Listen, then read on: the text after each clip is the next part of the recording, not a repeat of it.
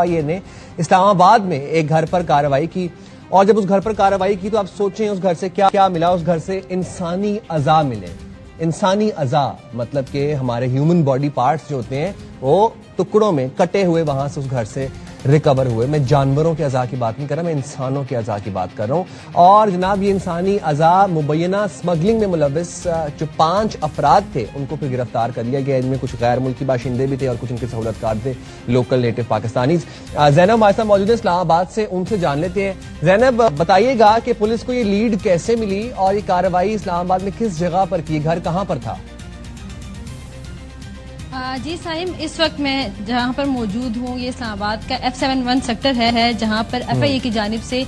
چھاپا مارا جاتا ہے ایک گھر پر، اور جب FIA کی ٹیمز اس گھر کے اندر داخل ہوتی ہیں تو انتہائی خوفناک منظر جو ہے وہ سامنے ہوتا ہے۔ وہاں پر انسانی اعضاء جو ہیں وہ دیکھنے کو ملتے ہیں، اور ایک پراپر ایک پروسیسنگ پلانٹ جو ہے وہ ہمیں وہاں پر دکھائی دیتا ہے، اور جو ویڈیوز ریلیز ہوئی ہیں جو وہاں پہ بنائی گئی اس وقت اس میں دیکھا جا سکتا ہے کہ جو گوشت ہے اس کی اسمیل جو ہے بہت اسٹرانگ ہوتی ہے، تو اس کو کنٹرول کرنے کے لیے اس کے اوپر موٹی رضائیاں جو ہیں وہ ڈالی گئی ہیں تاکہ اسمیل جو ہے وہ کنٹرول ہو سکے، اور ساتھ میں ٹریز بھی پڑی ہوئی ہیں۔ گھر کا ماحول بھی لگ رہا ہے، کچن ہے، اس میں کچھ بوٹلز نظر آ رہی ہیں جس میں کچھ کیمیکلز جو ہیں وہ بھی نظر آ رہی ہیں، اور ایسا لگ رہا ہے کہ یہ پلانٹ جو ہے کافی عرصے سے یہاں پر کام جو ہے یہاں پر جاری ہے، اور اسی طرح کام جو ہے اسمگلنگ والا یہاں پر ہو رہا ہے۔ FIA کی ٹیمز نے موقع پر موجود جو 3 چینی شہری تھے وہ اور 2 پاکستانی ان کو اریسٹ کیا، اور انہی کی نشاندہی پر پھر اسلام آباد کے E11 سیکٹر ہے وہاں پر بھی چھاپا مارا گیا، اور وہاں پر بھی اسی طرح کا پروسیسنگ پلانٹ جو ہے وہ وہاں پر ملا۔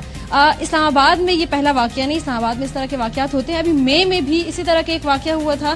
جس میں اسمگلنگ کا انکشاف ہوا تھا، اور بعد میں ایک ڈاکٹر ایک کیورولوجسٹ کو بھی اس میں اریسٹ کیا گیا تھا، لیکن ان کیسز اور اس کیس میں ڈفرنس یہ ہے کہ اس میں کڈنیز ٹرانسپلانٹیشن سے ریلیٹڈ تھا وہ سب کچھ، لیکن یہ کیس ڈفرنٹ اس لیے ہے کہ اس میں انسانی اعضاء کی بات کی جا رہی تھی۔ بعد میں جب تحقیقات کی گئی تو پتہ لگا کہ جو پلیسنٹا ہوتا ہے وہ وہاں پر پروسیس ہو رہا تھا، جو کہ ہاسپٹل سے لیا جاتا ہے اور پھر یہاں پر اس کو لایا جاتا ہے۔ جو 2 پاکستانی شہری چینی شہریوں کے ساتھ تھے وہ ان کے لیے بطور ڈرائیور ہونے کے ساتھ ساتھ سپلائر کے طور پہ بھی کام کرتے تھے۔ ظاہر ہے وہ پلیسنٹا بہت سے جو وہ ایستھیٹک پروسیجرز ہیں ان میں بھی کام آتی ہے، یہ تو تفتیشی پر چلے گا زینب، کیونکہ ابتدائی معلومات بھی میں بس آپ سے جاننا چاہ رہا ہوں کہ اتنی یہ تحقیقات ہو گئی ہیں، کچھ پتہ چلا ہے کہ یہ زندہ لوگوں کے اعضاء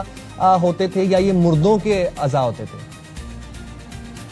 یہ بھی جو غیر مصدقہ معلومات ہے اس کے مطابق تو یہی بتایا جا رہا ہے کہ ہسپتال کا عملہ جو ہے وہ ان کے ساتھ شریک ہوتا ہے، اور جب بھی چائلڈ برتھ یا ڈیلیوری ہوتی ہے تو وہ پلیسنٹا اور لوگوں جو پیشنٹس ہیں ان کی اجازت کے بغیر یہاں پر سپلائی کیا جاتا ہے، ان کو معلوم نہیں ہوتا، اور یہاں پہ لا کے ان کو ڈرائی کر کے، جیسے آپ نے بتایا کہ ایستھیٹک جس طرح کے پروڈکٹس ہیں ایجنگ کے پروسیس کو سلو کرنے کے لیے، اس میں اس کو ڈرائی کر کے ایک پراپر شیپ پلیسنٹا کے نام سے ایک پروڈکٹ بنتا ہے جس کو بعد میں ویتنام جو ہے وہاں پر اس کو ایکسپورٹ کیا جاتا ہے، اور وہاں پہ ایز اے بیوٹی پروڈکٹ جو ہے وہ یہ یوز ہوتا ہے۔ ابھی تک جو اطلاعات ہے اس کے مطابق تو یہ بتایا جا رہا ہے کہ یہ جو ڈیلیوری ہوتی ہے اس کے بعد جو مدرز ہوتی ہیں ان کا پلیسنٹا ہوتا ہے۔ مزید معلومات جو ہے تحقیقات جو ہیں وہ بھی کی جا رہی ہیں، اور مقدمہ جو ہے ان کے خلاف درج کیا گیا ہے۔ ٹھیک ہے زینب، بہت شکریہ، آپ نے ہمیں اپڈیٹ کیا۔